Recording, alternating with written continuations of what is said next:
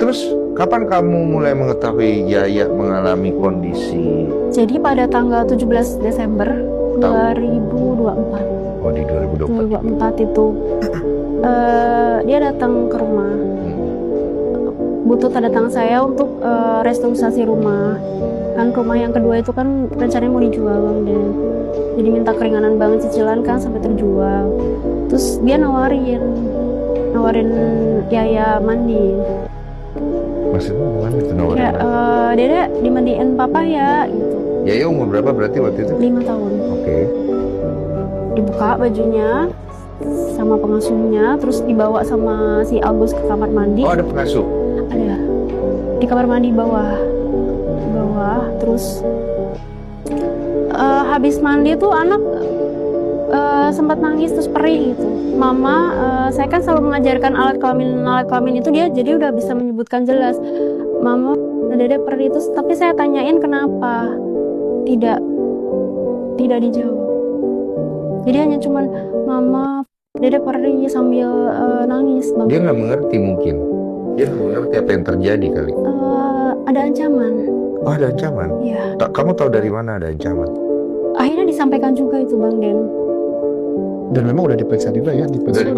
Sudah diperiksa dan itu, tapi baru mau mengakui itu kan pelan-pelan saya tanya, saya bawa ke psikolog, di psikolog juga di ruang sesi itu dia nggak mau jawab. Si Yaya? Iya, saya curiga karena dari kejadian itu tuh jam 1 siang sampai sama jam 6 tuh pipis saya yang nemenin tuh dia perih.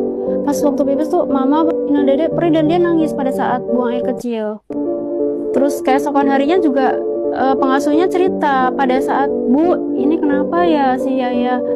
Saya tuh nggak megang dia, cuma saya siram pakai air dan itu udah pelan-pelan tapi dia nangis Bu, gitu perih, nangis jerit-jerit itu.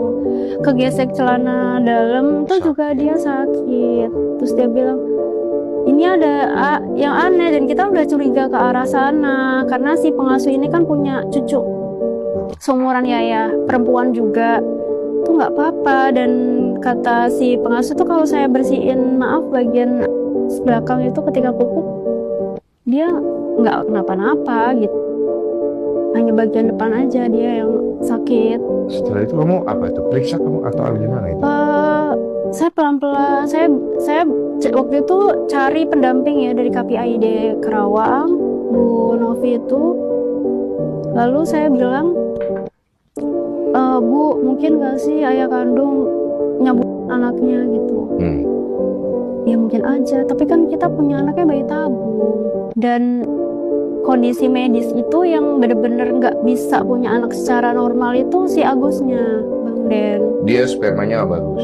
Nggak bagus, jadi dan hormon androgennya juga bermasalah. Dia sperma normalnya tuh hanya 2%. Paham, Bang. Mungkin nggak ya? Jadi kan begitu ya? Kok nggak masuk di akal? Ya gitu mungkin nggak ini gitu. Terus Bu Novi, saya banyak nanganin kasus pencabulan anak ya mungkin aja.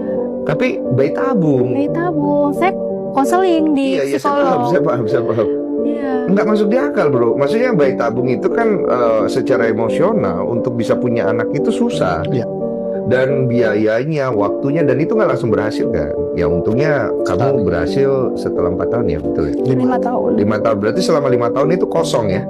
Nggak pernah hamil sama sekali ya? Tidak pernah hamil sama sekali.